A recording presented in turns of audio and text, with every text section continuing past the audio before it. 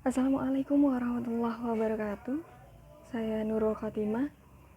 Kali ini saya akan membahas mengenai diskriminasi sosial.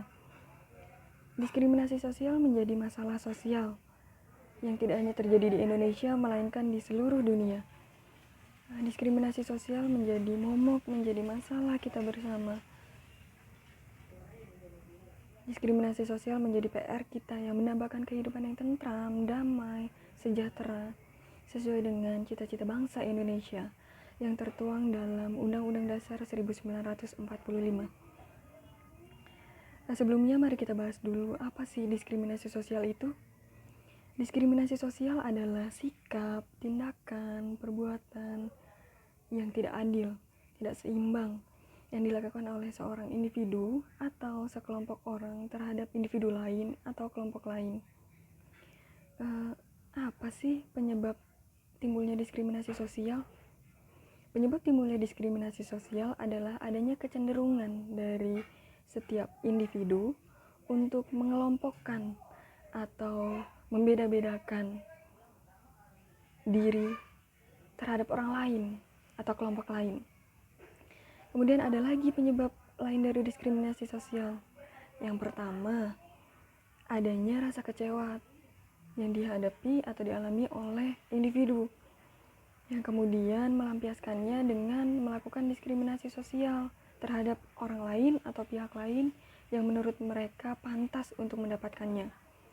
Kemudian yang kedua, adanya rasa rendah diri atau insecure yang dialami oleh individu yang bisa menjadi alasan seseorang untuk melakukan diskriminasi sosial untuk upaya mendapatkan ketenangan diri. Kemudian adalah persaingan atau eksploitasi yang marak terjadi akhir-akhir ini. Mereka melakukan diskriminasi sosial untuk memperoleh kekayaan, kekuasaan, kemudian pengakuan, dan lain sebagainya. Kemudian bentuk-bentuk dari diskriminasi sosial adalah yang pertama, diskriminasi sosial berdasarkan ras atau suku, kemudian berdasarkan kepercayaan atau agama, berdasarkan jenis kelamin atau gender, kemudian berdasarkan strata sosial atau tingkat sosial, berdasarkan kondisi fisik, berdasarkan pandangan politik, dan lain sebagainya.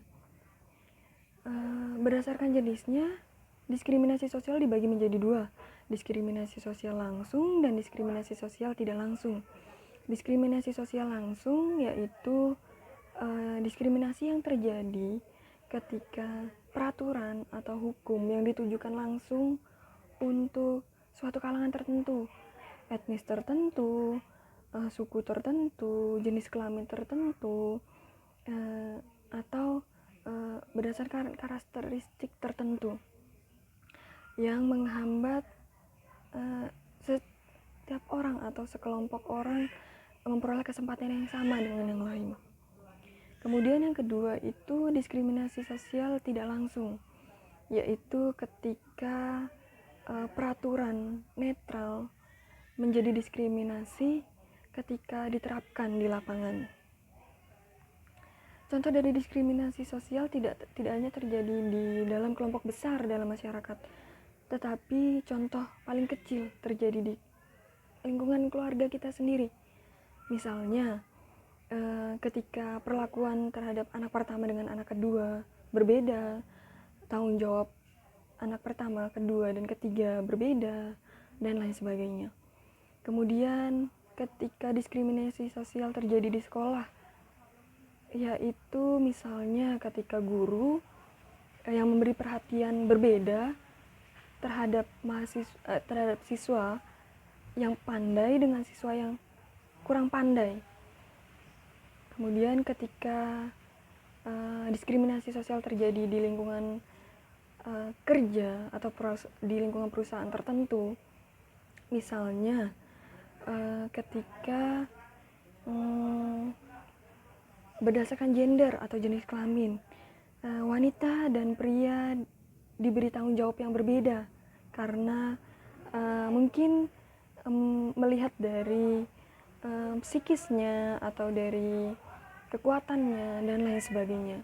Kemudian ketika tingkat pendidikan yang berpengaruh dalam pekerjaan, misalnya mereka yang hanya lulusan SMA dan SMK ditempatkan di suatu divisi atau bidang yang berbeda dan mendapatkan upah atau gaji yang berbeda pula. Kemudian diskriminasi yang terjadi di lingkungan sosial yang kerap kali terjadi itu biasanya berdasarkan strata sosial. Jadi mereka yang kalangan rendah, kalangan menengah ke bawah dengan kalangan menengah ke atas dibedakan ketika ingin mendapatkan fasilitas umum seperti misalnya fasilitas kesehatan.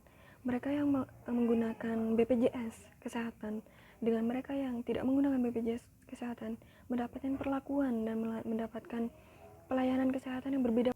Mereka yang menggunakan BPJS kesehatan diperlakukan dengan tidak semestinya, sedangkan mereka yang tidak menggunakan BPJS kesehatan mendapatkan perlakuan yang baik, tindakan yang cepat, bahkan mendapatkan obat yang lebih baik dan lebih bagus. Kemudian ada lagi misalnya dalam bidang hukum, mereka yang pejabat, mereka anak-anak pejabat yang melakukan tindakan kriminalitas tidak dihukum dengan semestinya dengan mereka yang hanya orang kalangan biasa, bahkan mereka yang kalangan rendah hanya mengambil buah untuk makan, untuk memenuhi kebutuhan sehari-hari, dihukum bertahun-tahun. Diskriminasi sosial merupakan PR kita bersama, tidak hanya untuk pemerintah, tapi untuk semuanya, guna menciptakan kedamaian dan menciptakan cita-cita bangsa kita untuk sejahtera. Upaya untuk mencegah timbulnya diskriminasi sosial yang pertama adalah kita harus sadar kita adalah makhluk Tuhan, diciptakan sama, memiliki tugas dan kewajiban, memiliki hak yang pantas untuk kita miliki, untuk kita dapatkan. Kemudian setiap manusia diciptakan dengan keistimewaannya masing-masing, dan kemungkinan besar setiap orang memiliki perbedaan keistimewaan. Tidak semua orang memiliki keistimewaan yang sama, dan kita harus paham dan sadar betul akan itu semua. Upaya untuk mencegah timbulnya diskriminasi sosial yang pertama adalah dengan meningkatkan atau menumbuhkan semangat religius, nasionalis, kemudian pluralisme, dan yang terakhir adalah humanisme. Kemudian melakukan komunikasi antar umat beragama, membangun hubungan yang baik, kemudian membangun komunikasi intensif yang baik untuk kemajuan bersama. Sekian pembahasan diskriminasi kali ini. Besar harapan saya semoga dengan adanya video ini makin besar rasa cinta kita dengan sesama manusia, bahkan sesama makhluk hidup, dan semoga bisa menjadi manfaat untuk semuanya. Assalamualaikum warahmatullahi wabarakatuh.